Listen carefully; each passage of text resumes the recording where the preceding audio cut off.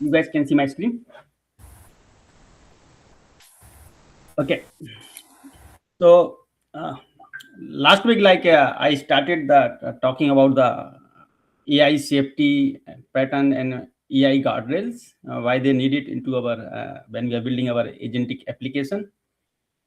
So we touched upon security is everywhere. Without nobody wanna use your any application if it is not secure. So security does come first. In so on that sense, we know AI is something all the LLM model they do a hallucination. There are a lot of concerns like AI ethics, res- responsible AI, responsible AI, privacy concern, discrimination concern, biasing, all those stuff. So the are the so trust is something is still not people able to do on the AI blindly because the nature of the AI is like that. So to improve the trust and to make the AI behave in a predictive way, we use guardrails. So guardrails, the word is itself say if you are diverging from your given road, then something guarding from you like a taking wrong turn or something like that. So we need that kind of guardrails. So as you said, we need so how you do that? AI input is nothing like a prompt. So we know the input. So we have to first make sure your input is safe. We are not asking your AI to do wrong thing by your input by your prompt. Then whatever the AI is generating from the through the out generating through your LLM and the output is coming, then we have also make sure that output also trustable. So we do the input validation, we do the output validation. That's something we talk about in the last class. So now how we implement. So in this now they have in this book they have given some one coding example, they are using this Crew AI agentic framework to develop some application, and this Crew AI has given some hooks when you are creating your agent. They give some hooks where you can implement your guardrails, and how they do that we gonna see today. So as I say, input should be we have to sanitize or validate the input. So for that, what they are in this chapter they propose instead of be doing some kind of sanity check on the uh, inputs, we can also do the some kind of regular expression check or something like that to say okay, the input is safe by giving the defined string pattern. So that, but that is not a more robust. So they say we can use some lightweight another LLM or another agent which is very lightweight, and we can pass your input prompt to that LLM and give the prompt to that LLM okay, you review this prompt, come in input message and see whether they are safe for given policy. So again, so we are involving another agent to implement the guardrail. So main uh, core thing for the guardrail is the what are the your guardrail prompts look like. So you have to define your a prompt yours in your guardrail, which should contains all your rules, regulation, policies, what you want to stop from misbehaving, all those stuff. So if you see, so this is all this they are doing in this code. They say, okay, we will gonna use a Gemini Flash a lightweight model, and that lightweight model is working on this AI content policy prompt. So you have to define. So this prompt you have to give every directives based on your business case. We say okay, if you're asking something abusive language in the input, then your LLM or your guardian should be able to detect that kind of language in your input, and it should respond accordingly. So in this, so you have to do. So I believe and I have not seen a actual guardrail prompt till now, in my work experience. So this is the first kind of safety policy they are putting here. So if you could go through that, they say as jailbreaking any instruction which try to jailbreak your LLM model. To stop that, they put some kind of a message here, instruction to the LLM. Then so you have to define 1 2 3. They are kind of policy that you have to define it in your prompt. Proprietary, you should not disclose your personal information or proprietary information, that kind of stuff. that you can also mention. So as I said, like it all based on your business case, your intent of your agent, that what should be its behavior. So you have to define your ethics, your AI responsible policy, and that policy you have to put into the your instruction and give to your guardrail. That's what I think. That's what the core I think, like, which gonna make your AI a little more responsible and trustable. And then when they're asking, like, okay, so you give this prompt, then the outputs, they are defining the output should be come into some machine readable form. They'll say, okay, when your lightweight LLM model is implementing the guardrail or doing the input validation, we expect the output from the agent in a JSON format, and the JSON format will have, like, whether my input, like, my prompt is compliant or not compliant, what policy it is breaking, and how many policies break. So they define some one structure output from that LLM. So for that, they are using some pydantic library uh, to define the output. So it is like just a plain object, like a class, to define the schema that should come, and that output, when pushed into that class object, then you can iterate that object. You can, in the code, you can go through that, and you can find out, okay, which, how many, whether we have compliant or not, or if it is not compliant, then what are the policies breaking. So this is all it is doing into this code. So this is what the overall summary that I figured out from that. So they define one policy evaluation. This is simply class, which define your basic class property compliance status, and the summary and the triggered policy, like. And then here, actually, they do the validate policy evaluation, this method. Okay, so this is the method where exactly you are you will go through the output of your guardrail LLM and see whether what is policy is broken. And this method, it is all through the QAI framework. So maybe there's some other, like, LangChain framework, maybe following some different way to do this, to define this method, and how to you hook your guardrails into your AI development framework. So for me, it's just like a simple to they wrote some one class, one method name, which is actually like parsing your LLM output, and that those method name they will assign to your agent. If you see here somewhere, like you have to define one agent, then agent take task, and then the task you have to define your main guardrail prompt, and then somewhere they define your agent. So crew, I think how the crew works, they take task should have an agent, and there are other properties, like your guardrails. So something, this is like a callback which will be executed on the output of this task, and then this output identic policy evaluation. So this is defining the structured JSON output. So this is how you set up your crew AI framework to implement simple guardrail. So whenever, and this, I think whenever you are sending any input, it should go first this agent task. Then once it is say, okay, you are compliant, then it should pass to your main primary AI, they call it, like your main LLM, to get your expected result. So, and it is not passing this guardrails policy, then you should have to throw the error message. Okay, the policy is broken. Your AI cannot answer this question. So that's what they did. So any question on this example?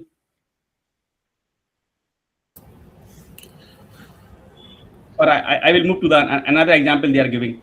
Yeah, so those are system prompts, isn't it, Shyam? Yeah, that's what I understand. Like, so. Yes. Yep. So you have to put your system prompt into your agent, and that agent, it's like, if you see, like, if you standard software development, we always do the validation on our input, right? Yeah. Either it is ASP.NET or Java, everywhere we have like a model validation, right? Input validation kind of hook. So it is same thing.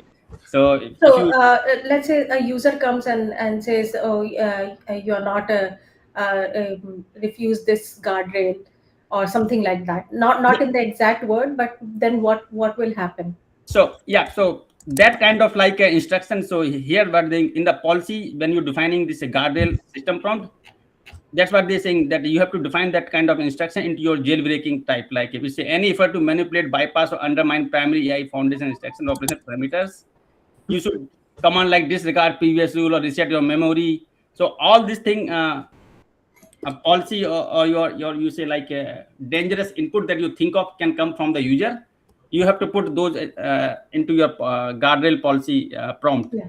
Yeah. and that way it will be, now you can manage like, okay, because our LLM anyway is looking for this type of instruction into your input, so it will gonna say okay, block.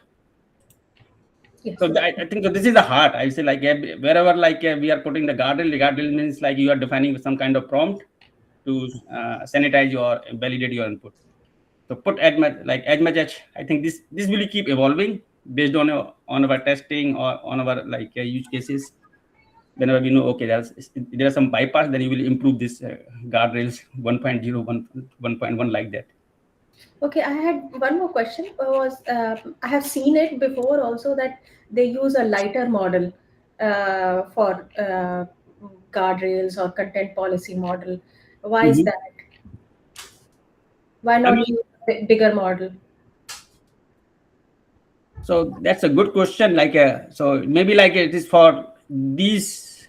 Why we want to waste token? Like, my sense, like you can have your guardrail, a small LLM hosted in your network separately.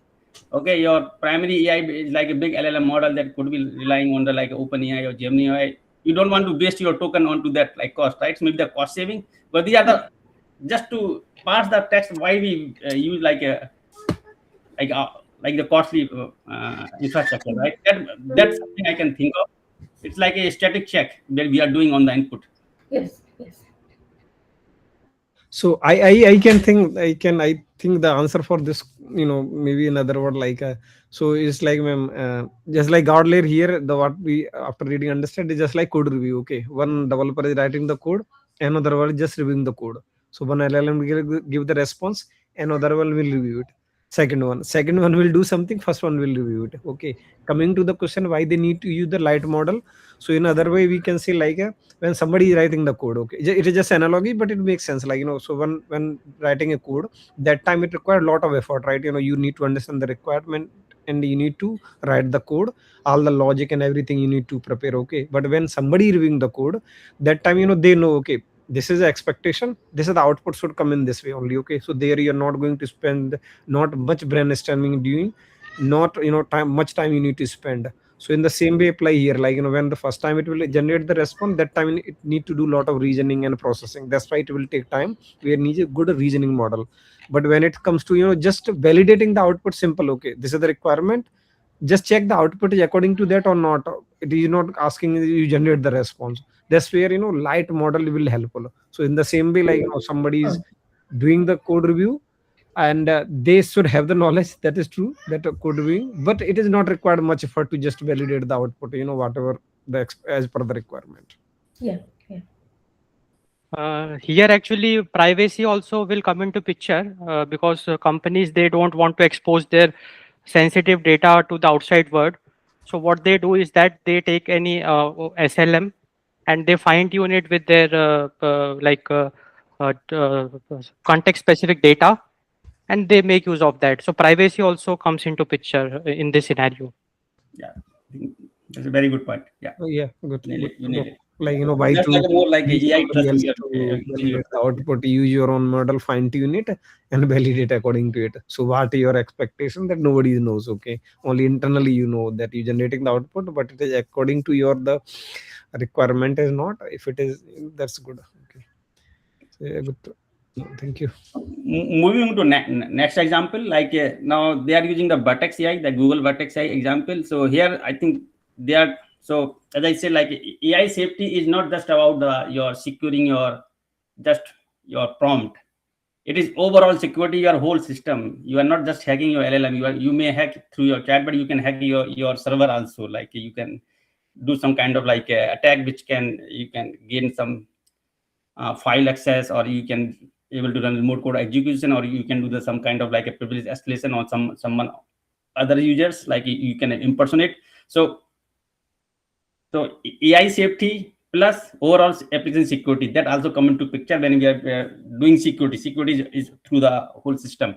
So in this example they are talking about like when that agent is calling tool, so we have to make sure that the cool tooling tool calling is also safe. Like you are not calling like an unauthorized tool, or you are not calling, you are not able to do some misuse of the tool and invoke some kind of like a unintended functionality from your application.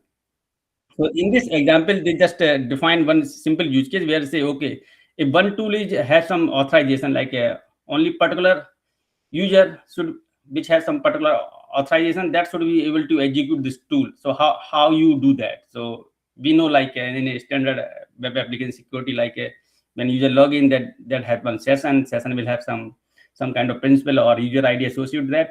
And in this use case, they did the same thing. Like, okay, once you have session is established, your tool also know like have some, also you put some validation in your tool before calling the tool. You want to make sure that authorized user only calling this tool. So they do the comparison, the session user ID with the, for your tool, they also define about, oh, who is the user ID, is the same user ID that you are getting for this tool. It has somebody manipulated some way, and so whatever the user ID is getting into the tool, and whatever the session is established, both user are same or not. So that if they are not, then they say, okay, this is something like attack happening, or and you want to stop the tool calling. So that use case they took in this example. How they did it, I think in the Vertex AI,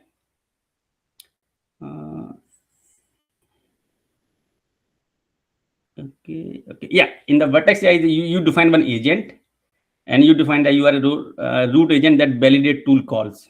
Okay, yeah, root agent. And then here they have one callback. So this is their framework style or mechanism, where you can define a method which will be called before you are invoking actual tool calls. And in this validate tool calls method, you will gonna put your check, your policy check, or whatever the validation, the rule checking, static rule checking that you can do. In this example, they're just comparing, okay, whether the user is matching or not. So this is how they set up. And so in general, like you can use to make the tool calling safe, you can use this kind of callback in Google Vertex AI. QI might be also have same thing, some similar something to how to uh, validate tool calling. And here somewhere what they do, if you see XX. So as I understand, in this callback, some parameter will pass. That parameter will have one session, and session have contains the user ID. So here I think they say expected user ID, tools context, session user ID, actual user ID in the argument. So yeah, so one ID is coming into the tool argument itself, and one user ID is coming from the your established session. And if they are matching, then it is okay. If not, then fail. So you're gonna block the a tool call. So one example they have given here, like how agentic AI do the safety check on the tool calling. Any question on this one? I will move further. Okay, and this we already talked about. Okay, I think another thing they have mentioned in this, like again, they have given like whenever you are putting the guardrail, it is always better to like, okay, they are saying like when you are validating input, what is better? Like you are doing some kind of like allow list or blacklist, whitelist kind of thing check, or you can do like lightweight LLM with the safety prompt. So that's we already know like is a better approach. So maybe that is based on the your agenting application use case. Like if I have very simply AI agent, which I know if my input should contain the some IP address only, then I am only allowing to this prompt pass. So that kind of static like a check, I don't need like LLM to check. I can write my own method and which do the some regex on this, like this kind of valid IP coming, then I will accept this prompt, else I will fail. So based on your business use case, like if we have like a general chatbot where we have to enforce like your policies, then you have to create your lightweight LLM model to force the guardrail. So that's it. Okay. And this will already we talk about like safety, like to make sure we are trusting the your AI, like there should be all the tool calling, all the action calling, and all the user involved into the chain, whatever the agent is invoked, they should be logged. There should be audit trail should be happen, so that if something wrong happens, then we can debug, we can backtrack, and we can improve our system. So logging is very important to make our AI safe and secure and improve the trust. Okay, so I mean, this is overall they talk about this chapter. So I will, I think, conclude this chapter. Nothing much. Is that good for everyone? I can move to the next topic then. Yes, yes. Thank Okay. you. So moving to the next topic, like last week, I I got this document which says Owasp top 10 agentic application 26. So we know like Owasp top 10 is basically is like a organization which provides some guidance for the to build the secure application. So they provide some categories of the risk of the vulnerabilities that can happen in a application, and what kind of the uh, mitigation or prevention techniques we can put into practice to make your application secure. So everybody knows like OWASP web application top 10, what they like mostly will be aware of. So now they have come up for the agentic application also, like to how to, so what kind of threats are involved when we are building the threats and risks are involved in the when you are building the AI application. And they have given very good, they concise them in top 10, like 10 categories, and that will cover most of the risk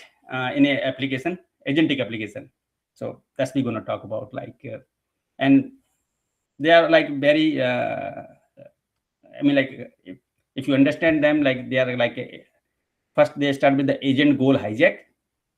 So we know like our agent should behave in an intended way, like so why through some prompt, as if I'm saying, like if we write some kind of prompt which gonna change the behavior of our agent, then that's a vulnerability. So okay, so how to prevent that kind? So that's one kind of like a vulnerability, and so this they have put one category for that's called agent goal hijack.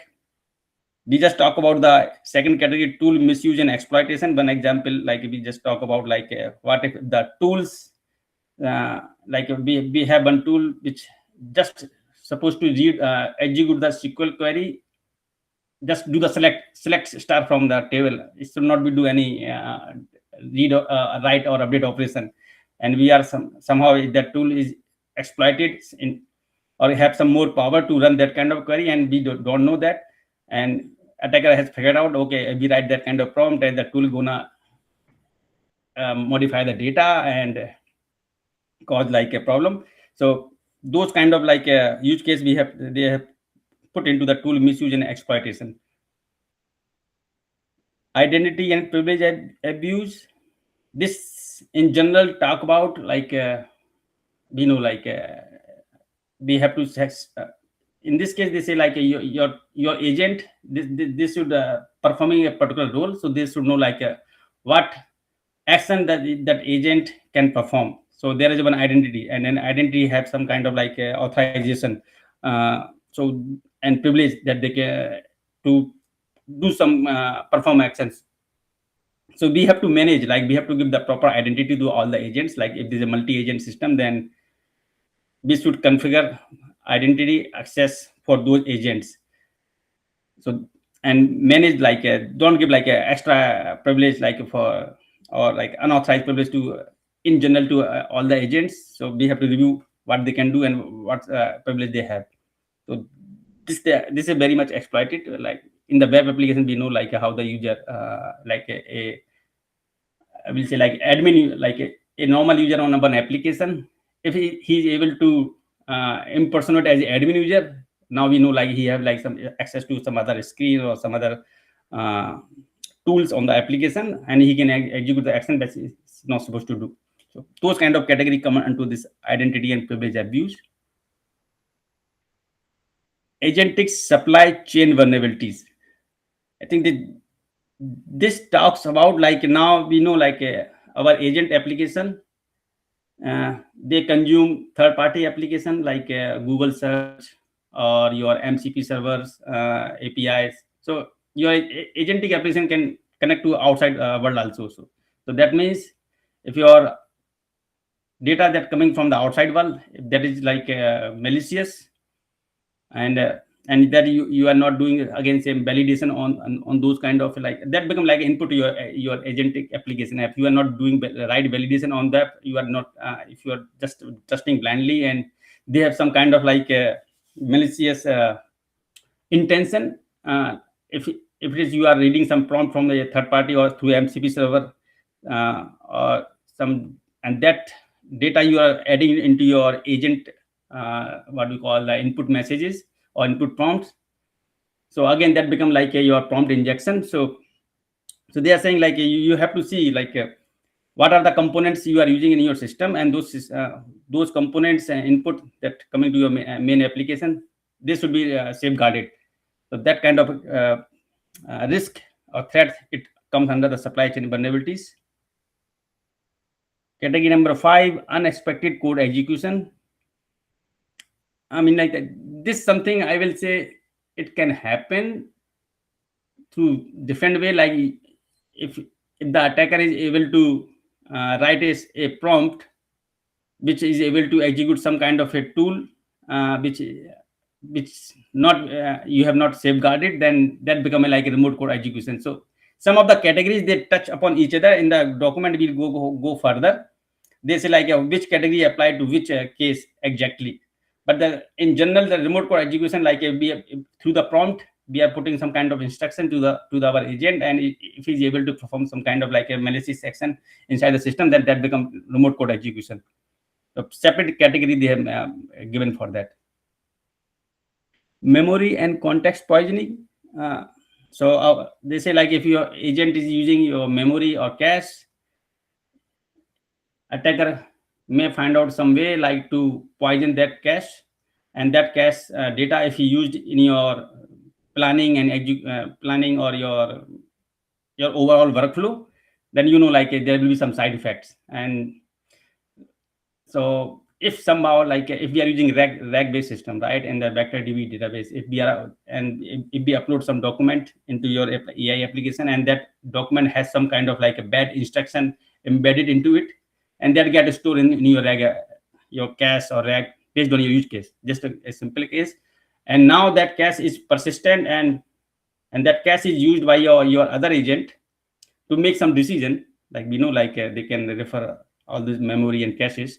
Then what's going to happen, it's going to affect other agent and their behavior, and you can like there will be some side effects. You can change, they give some example, like if somehow uh, if you can think of one example, like what do you say, they were talking about the whole flight reservation. If you have, if suppose that for me, like if the developer perspective, if I say if I have cached some data into a memory which had all the price of the price which is fixed for a time, and if I'm able to change that price, and every agent who one agent who is doing the booking, it will get the wrong price from the cache. And so that kind of like attack can happen through this memory and context poisoning. Okay. Then insecure inter-agent communication category, it talks about like when we have multi-agent, like a MCP or A2A, agent to agent protocol.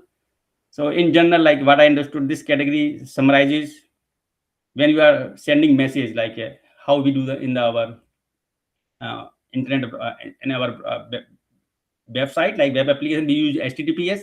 The similar way, like you are saying, when you are talking one agent to agent, then whatever protocol you're using, they should be secure. Your data going from one agent to another agent, it should be encrypted, and it should be go through some secure protocol, so that in the middle attacks should not happen. So that's something they are talking about here. So they are mostly like whenever the communication between happening between two entities, that should be secure. That kind of category they put into this. Okay, then cascading failures. In this category, they talk like if your one agent fails, or if your one agent is behaving badly, and it gives some input to another agent, and which are also like took that bad input and that also be misbehaving, then you may like a one agent to another agent, three agent, four agent.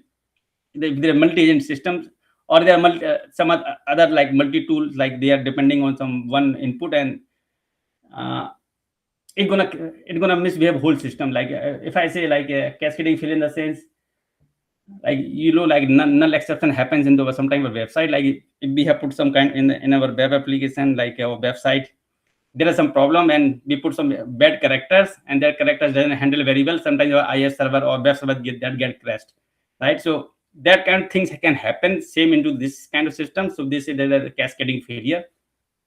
So we have to like worry about that as well. Human agent trust exploitation. This category that talks about like in the human in the loop scenario, when your agent is asking, taking some approval from the human, like, okay, I want to execute this action, can I go further or not? So human says yes, you can go based on his decision. Sometimes they are talking about in this category what happens.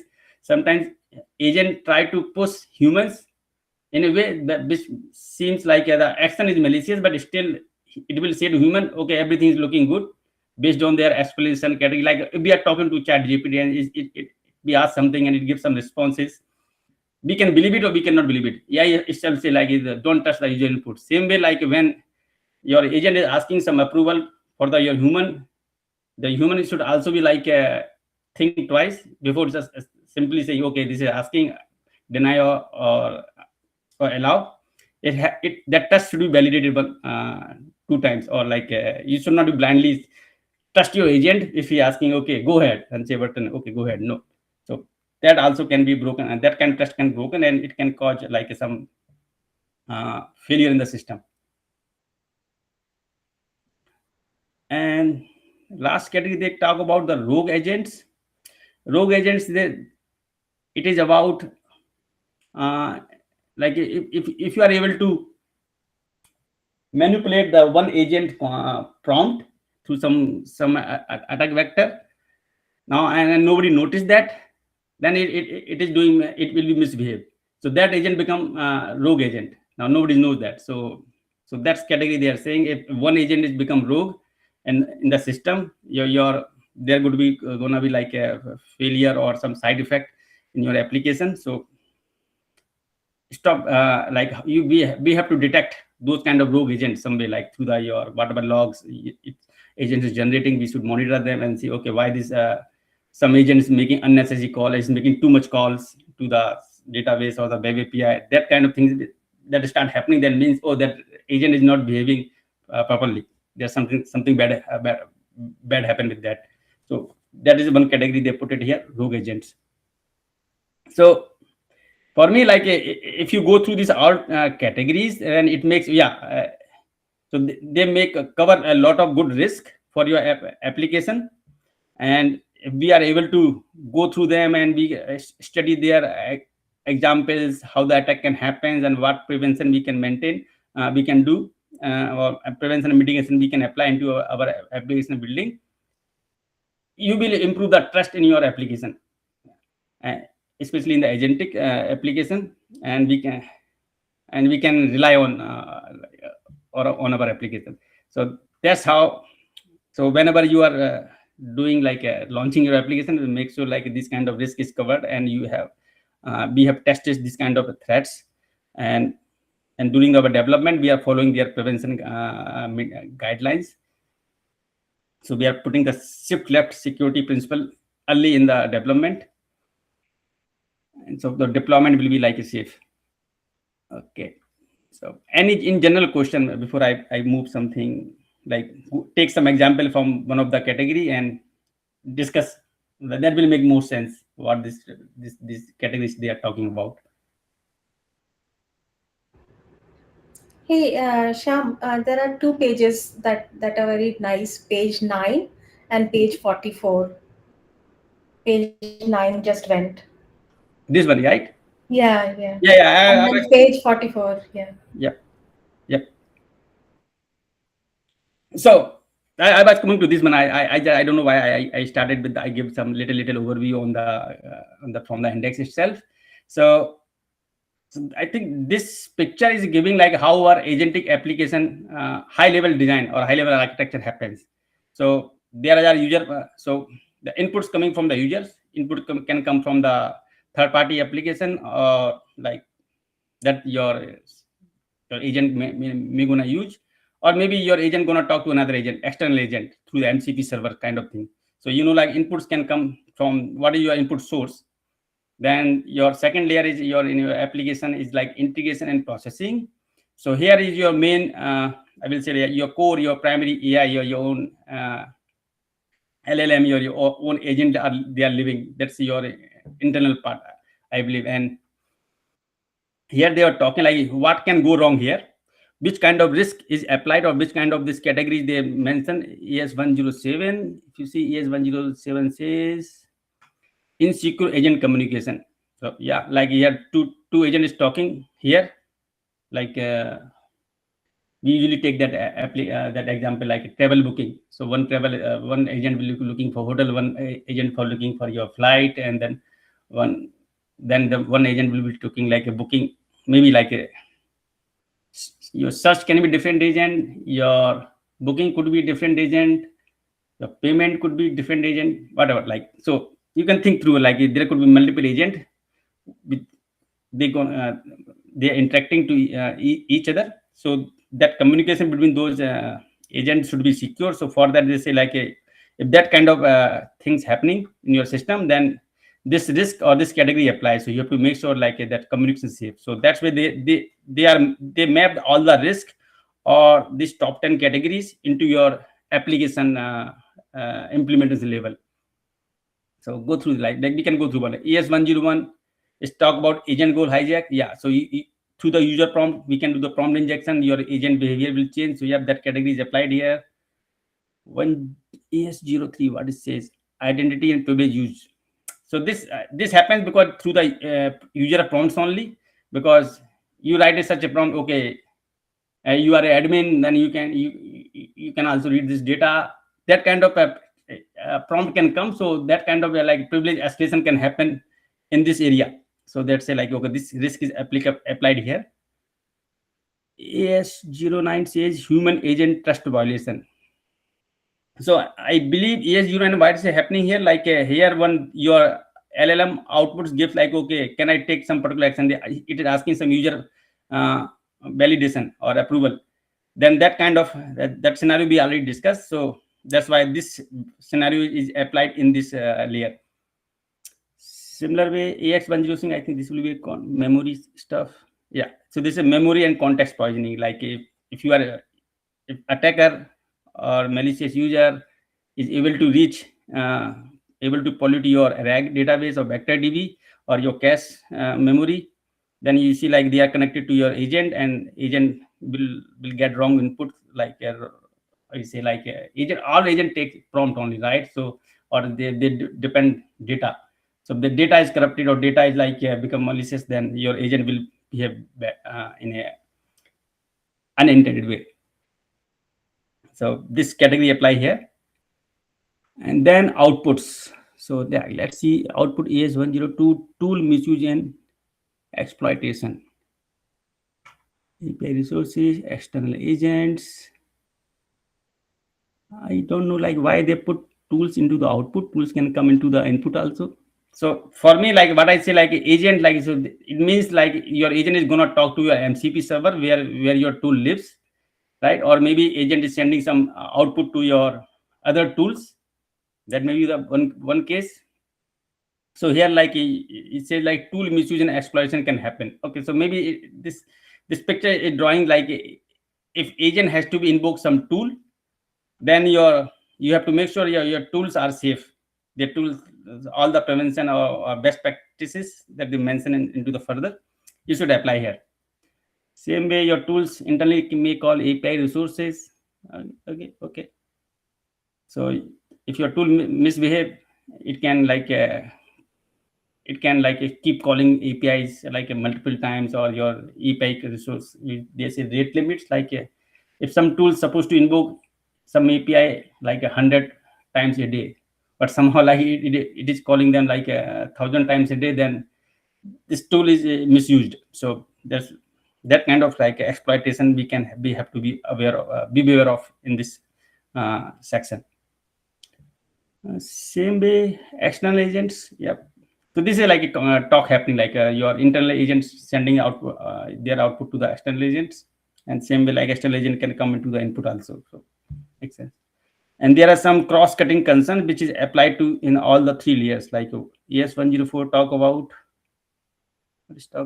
agentic supply chain vulnerabilities. So when you are building the application, we know like we're going to use some third-party application, right? Like so every place if we have some so that those vulnerabilities will live everywhere. So there is a common concern. 105 unexpected code execution. Yeah, your agent is asking your tool to execute some kind of script into your system, and that is supposed not to be do. Then that is a vulnerability. So yeah, this is applied anywhere. This can happen anywhere through the user prompt or between agent to agent or agent to like your other tool outside tools. 108 talks about cascading failure.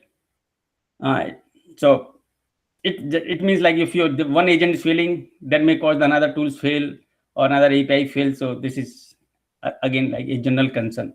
So I think that this picture is defines like which risk or what kind of attack is applied into which part of your application, and we have to review your application and put the prevention and mitigation during implementation.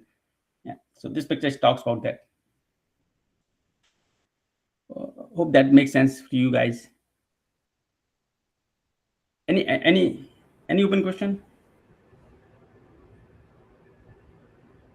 So I think the best way, like which I understood through the security, is like we have to pick one attack vector, one vulnerability we have to pick, and then see how that vulnerability is affecting your system. Then you will say, okay, what is happening, and then you say, okay, here it is, this category is applied, and why they are talking about like this. So sir, Hmm. this the code AS01 or something, it is just like the CV code that we have for the general. No. This is like you can take that as a framework. Like this is like a category. No, I am talking about that. Whenever is there the vulnerability, for the vulnerability, there is universally Hmm. defined one code is there, right? CV dash, then Yeah, some CV numeric they number. defined. Yeah. Yeah. So is this number is similar to that only, but it is for the agentic application? No. Yeah. So let me tell you. So what happens? Like suppose take this example. Hmm. Uh, okay, take agent goal hijack. Okay. So we have one like chatbot which is used for the hotel booking, and somehow through the prompt hijacking, I am able to book hotel as a free. Okay, but yeah, without payment, I'm able to do some booking. Okay, through my prompting when I talk to chatbot. Okay, I do some prompt such a way or some interaction with the bot. I am able to book a hotel free of cost. So what is that? That is a bug or there's a vulnerability. So There's bug. I can say bug. so Because for there developer is that's a bug. For vulnerability developer that's a bug, later right? on when it is really started creating the problem. Vulnerability, I mean, like there is a problem, but that has not created the problem yet. But No, bug I'm means saying like problem are there, it is already created the problem, already damaged. I mean, to say. I mean, it no. has done the damage. No, so when we review the security, Mm. right? Like when we are reviewing your application, right? So we validate all kind of like attack vectors. So if this is one kind of business logic vulnerability where I am able to book the hotel without paying any cost, where the cost should be paid, right? For you, they say, okay, it is a production application. Think like that hypothetically, okay? So I will raise as a like a very high risk vulnerability. It is a business loss for you. Some you see like for the customer in the sense the company who is running this chatbot. So you have to fix this vulnerability as soon as possible. Now where that vulnerability is happening, how it is happening, then you can say, okay, which category could gonna apply. It happens through the your prompt manipulation. If yes, then say, okay, first of all, what gonna happen, like if your company is ready to declare their vulnerability, But I say this is like a kind of internal vulnerability. Nobody company will expose it on the online. Then everybody go there and they will start booking the hotel free of cost. Okay, so but in case like Microsoft or some Google, when they found the vulnerability on their like on their chatbot, they will gonna create some kind of CVE for that vulnerability.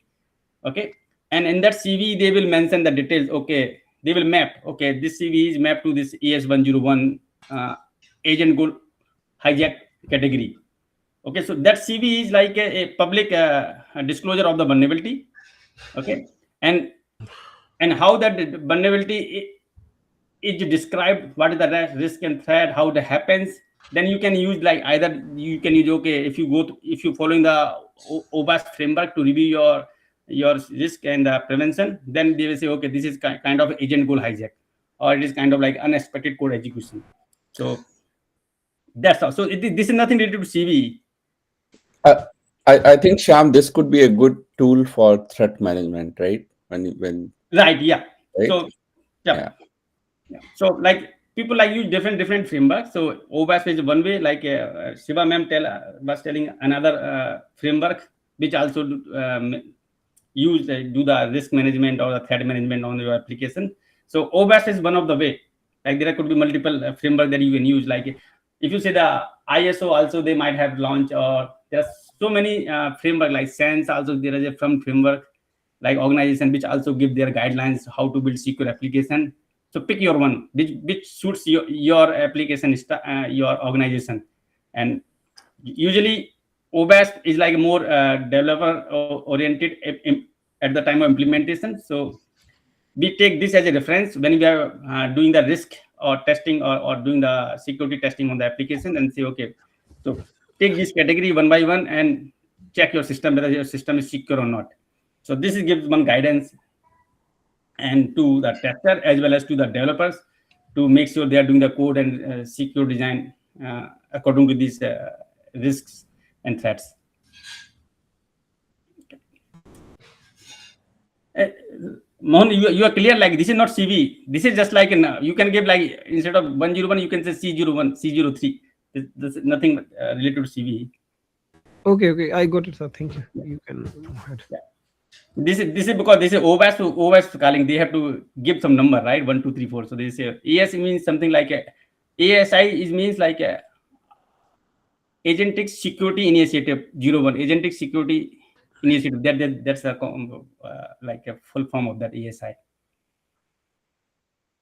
I mean, going further, if you go to the each category like agent goal hijack, they give you the some description of how that can happen. So they give some like how this category convert into a vulnerability. So common vulnerability under this category can happen, like indirect prompt injection can happen. A malicious prompt override manipulates a financial agent to transfer money to an attacker account. Okay, so this is one example. If this is happening in your system, AI system, then you can say, okay, this is a agent goal hijack category, and now you have to fix it. Now to fix it, what's gonna happen? They will tell you like, yeah. So if this kind of case you want to prevent in your application happening, okay, they give some prevention and mitigation guidelines. So first guideline, they say treat all natural language inputs as untrusted. So this is nothing like a guardrail we are gonna put it into our system. Yes, Shiva ma'am.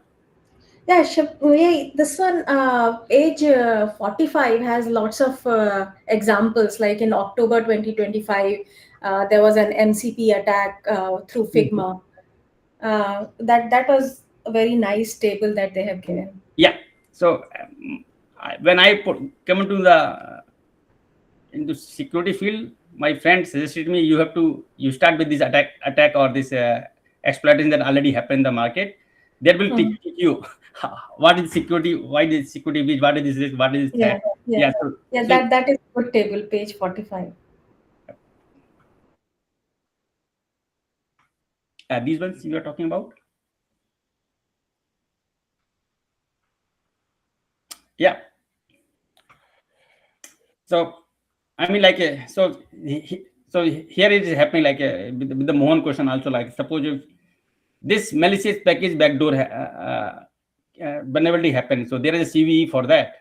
now you can see what is the impact. So you can say this kind of CV can be mapped to the this category, yes, agentic supply chain vulnerabilities. Okay, so they are doing a good mapping here, so you can understand. So now during implementation wise, if you are following this mapping, this Owasp framework, like you are preventing this kind of attack in your application.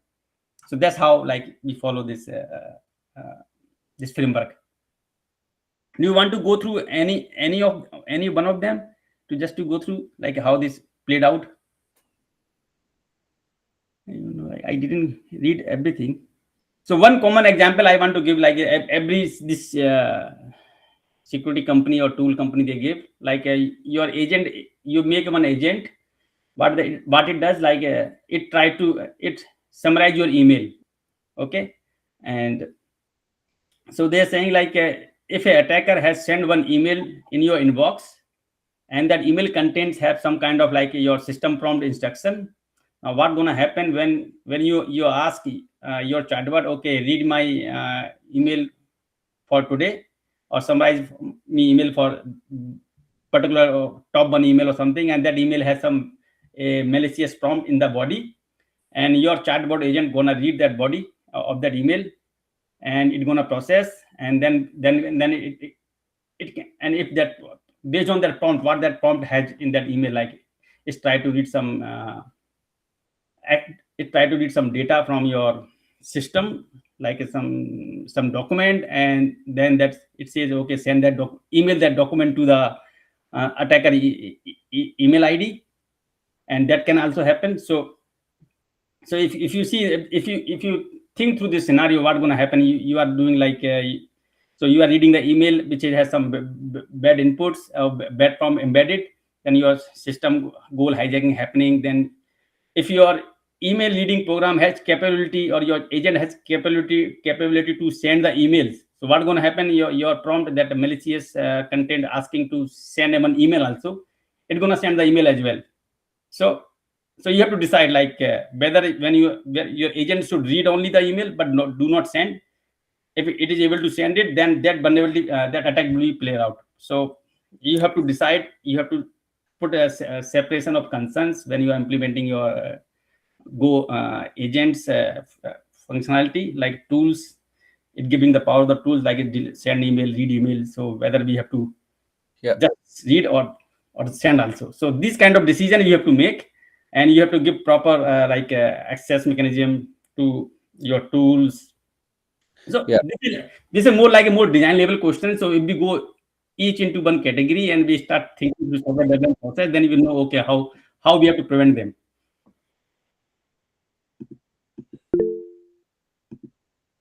Yeah, Shyam. So I just wanted to add here what you're saying, right? Your tool should not be able to send the email. It should be just reading the email, right? So I think in this document, what you're sharing, they call it excessive agency. The industry term for this is excessive agency in the security parlance, right? You should not be giving more permission to your agents rather than what they're supposed to do. Exactly. Yeah. Okay. Yeah. Got it. Yeah. I mean, like in future, like we can go, like we can take some example, more like a good example, one more attack vector, then we can